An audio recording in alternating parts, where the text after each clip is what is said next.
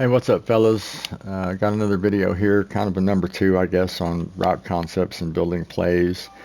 The last one was just sort of the high-low, the read from the flat in the corner, and I'm going to do a little bit more on kind of like what the pros do to organize their plays so that they're easy to read, get everybody involved, and they break open in a certain order, um, kind of a system across the field. So this is the stock play, and it's got motion on it, which is a big help to know if it's man or zone, most likely. If you know that, your initial reads change, because if it's man, if it's man, I'm not gonna throw that flat route most likely, but the corner route is gonna look really good. So uh, in this year's version, you can't really tell. I mean, this looks cover two-ish, maybe cover four, as wide as the safeties are, but with zone shells, that really changed, the pre-snap reads. Back in Madden 17, you had a really good idea, and now you just can't tell. So, but having the motion there will give you a good indicator if it's a man or zone at least, and that's knowledge you can use really effectively. So, here's what the stock play looks like.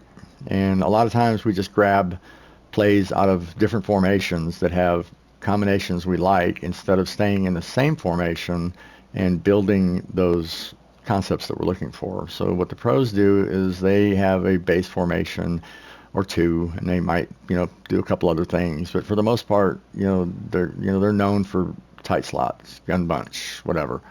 And they'll flip those plays and they'll hot route the heck out of them, and they do really amazing things with it, and they make it easy on themselves to find their open receivers. We're not wanting to throw contested passes. We're not wanting to throw in coverage. We want guys open in space, and that's what they're really good at developing. So that's kind of what I'm going to show you here. So this is a good play. It's a bench concept. You got one route coming across the middle, but this is easy to lock up. A cover two with soft squats would make the flats and the corners kind of hard to read, and the user covers the middle, and you're done. I mean, that's it. It's really easy to hold something like this. Or any coverage with a hot routed lineman to the flat. If you've got a cover two or a cover three that has the deep zones covered, and you cover a flat on one side and make a Mabel, you're only leaving one spot open, and he has to find it quick. So there used to be a coverage called cover three Mabel that did that for you, and it rushed three. But there's lots of defenses. A lot of the cover fours only rush three. Sometimes you only rush three and use that fourth guy as a cover the linebacker or a bluff blitz or whatever. So anyway, this is easy to lock up like this. And if you're looking at the left side of the field, say you're on the right hash mark, you don't have that room to work with. You don't have as many people effective in the play that you can hit, because that corner's going to run out of room, and the flat's going to run out of room a lot quicker. So these are effectively dummy routes unless you're in the right spot. So what we're going to do is we're going to change R1 and X.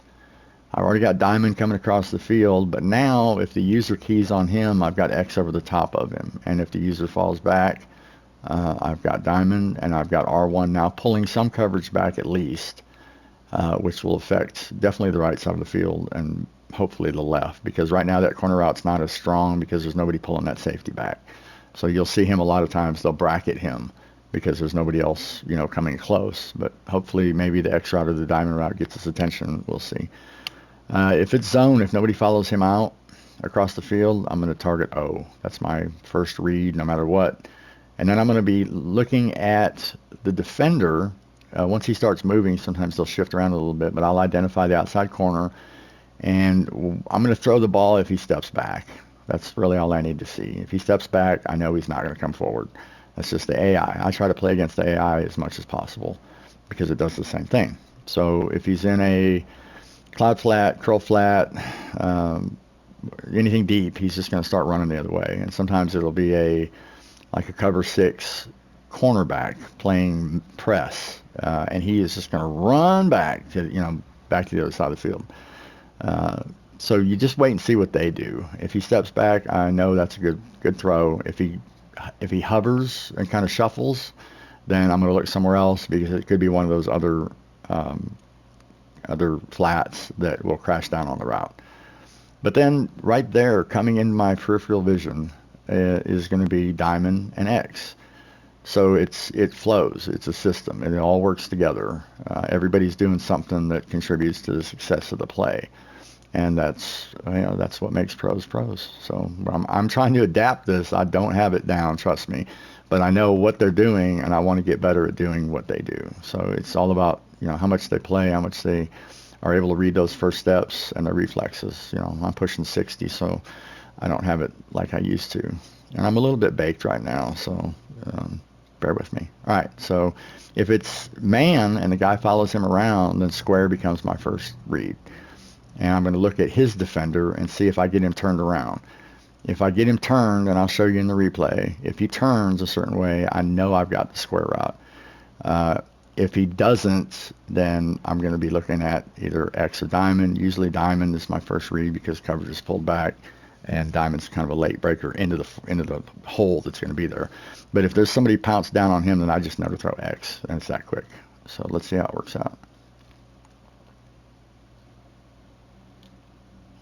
Because he has so much better route running, and it shows on these corner routes for sure.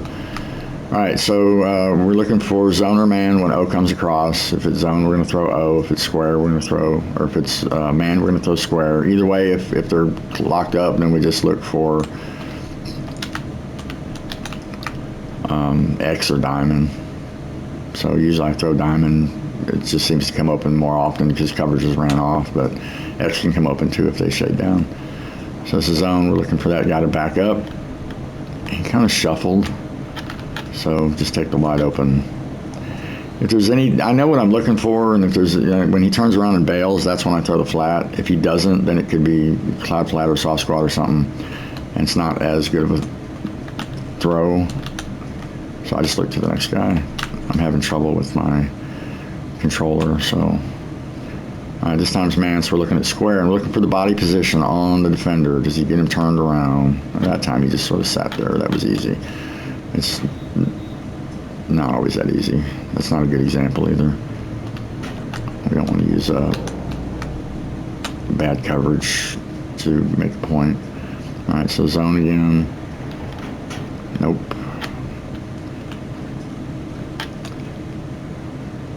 So right away, those were not options on the left side.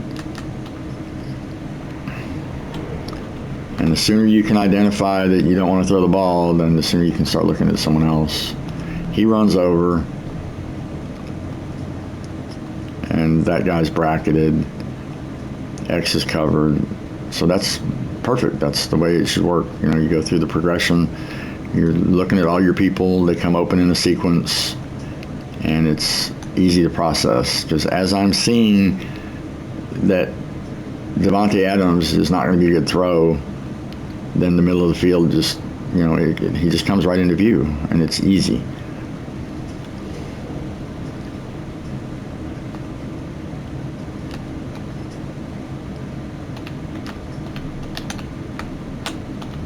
I want to get some man here. Here we go. And then this time, hopefully.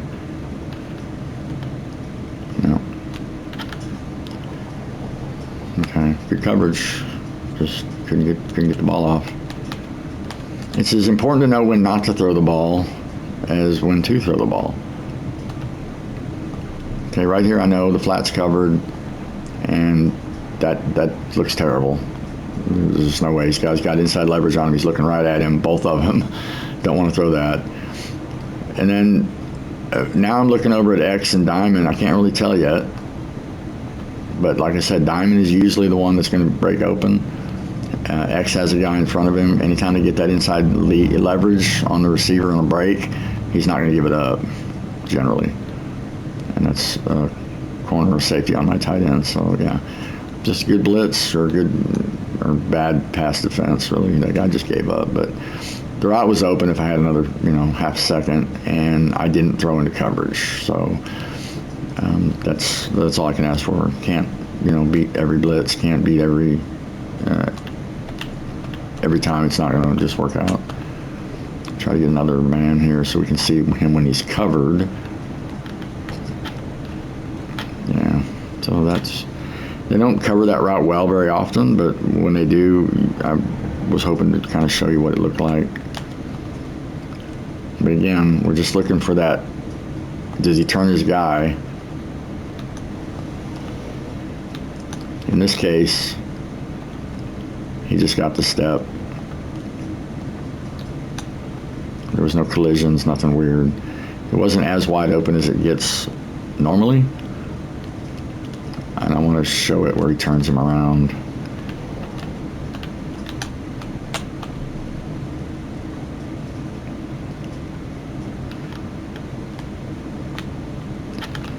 Yep, same thing there. Try it one more time. Now I'm just going to switch to the other play because it has the same concept on the deep cross route, where you can tell if he's going to be open or not. No.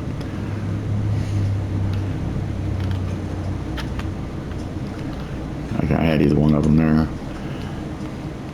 All right, so, and then one other thing is with a couple adjustments this play, so this is how I run it one way, and then the same two guys I'll hot rod differently, and instead of a streak and a stick and nod, now it's a post and a drag. Still flows to the left, but it's different. And if they're, you know, when they see something different, they don't know as much what to expect. So I'm still kind of doing the same thing, but enough difference putting that drag in there. If the guy's used to trying to fall back to catch diamond or X, and I put the drag in there, now he's, you know, that's going to be some confusion. Still got the same thing working on the left side, just added a little wrinkle right there. And then also with one hot route on Devontae Adams, now we've got a play that flows nicely to the right because it was already set up to the right. O is just a distraction, pretty much. I'm not even going to look at it. It just tells me if it's man or zone again. And now we have square coming across the other way and this corner route on the other side of the field. So this is man. We're going to look at R1 or square. And yeah, bad throw. But to me, that's it's efficient to use the same play and just do some different things because the buttons are the same. I'm using some aspects of the same that I'm used to throwing a lot. If I wanted to get a play that targets that right side, it may not have the diamond route that I'm used to hitting on it. You know, I just, for me, this just makes sense to kind of try to keep it simple.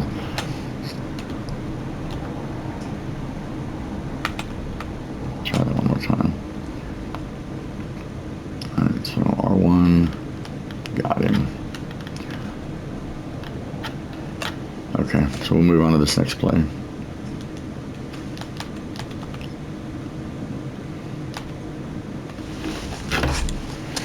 And random 2-4 again. All right, so the stock play looks like this, but it's hard to tell looking at it who's going to come open first. Diamond has to go across the formation, so it's not like a normal flat route. In that time, while I'm looking to see if anybody comes to cover diamond, R1 could get open, or O up the seam, or square underneath. Those are all pretty quick, possibly breaking routes. So they're good routes, it's just bad timing. I can't go through any kind of a progression here that works, that flows. It's kind of like in a system or a scheme. So I'm going to change it so I know who comes open first now. Oh, that flat route will be immediately, I'll know if I can throw O. If he's covered, then just the next route right there is going to be diamond. And if he's open, he'll be wide open. If they cover him, then R1 should be open because they moved over through using a progression. If O is covered and diamond is covered, then they're running out of people. There's going to be holes on the left side. So R1 is a good chance. If they do somehow manage to fall back and cover R1, then everybody's either to the side or deep, and square will be wide open. So it's a system, and it makes it really easy to actually get through a read and use all 5 receivers. I'm not going to ever look at X to throw, but he tells me if it's man or zone, which tells me instead of looking at the flat, if it's man, I'm not even going to look at the flat. I'm looking at R1 immediately to see if he gets that inside leverage to see if I could throw that ball. And I'll know while it's right there at the hash or, right thereafter. And then that leaves me plenty of time to kind of look at the coverage and see if I can throw square. So it's zone, we're looking at the O. Does he fall back? He falls back. Easy 10 yards.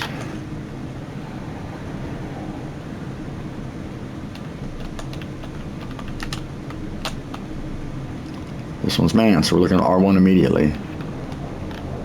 He got kind of hung up, but I can see he's going to have space, so we'll throw that. Sometimes there's collisions, sometimes it benefits you, sometimes it doesn't. In that instance, I saw that it did. Right there. If that linebacker wouldn't have been there, without a collision, you kind of look for that inside leverage. You look for that position right there, but earlier, because he got bumped. If you get that, he's going to at least hold it, and maybe if he's fast, he's going to extend his lead somewhat.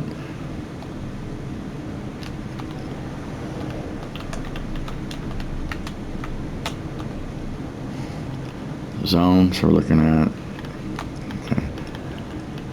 I kind of want to show the diamond route coming open too.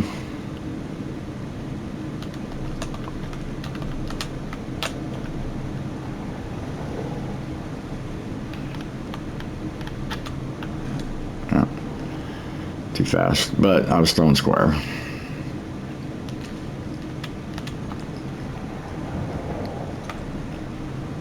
And I was covered. I had R1, but I guess there's a blitz coming. I can't tell here what's going to happen, but I know square is probably going to be open, so I'll try to throw square.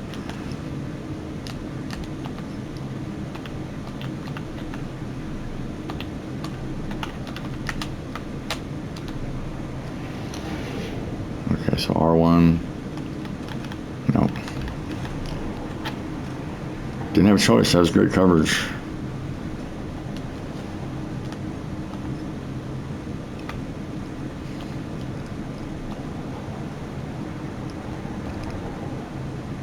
So that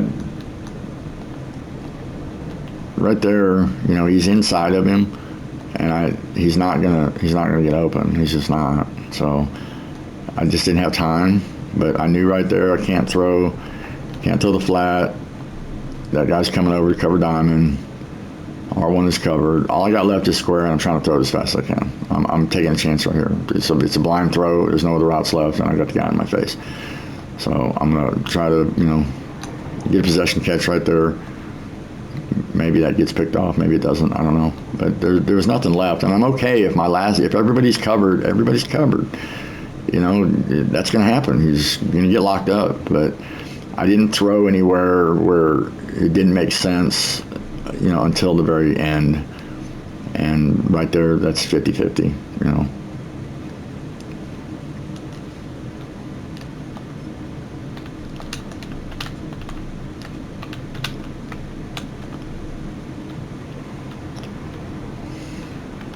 I was covered.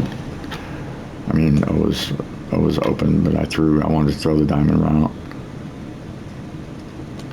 I want to get one where he crashes down on the flat and then show you what diamond looks like when it's open. There we go, he's wide open. And at the end, I'm going to include a game clip where that turned into a touchdown in the lead game.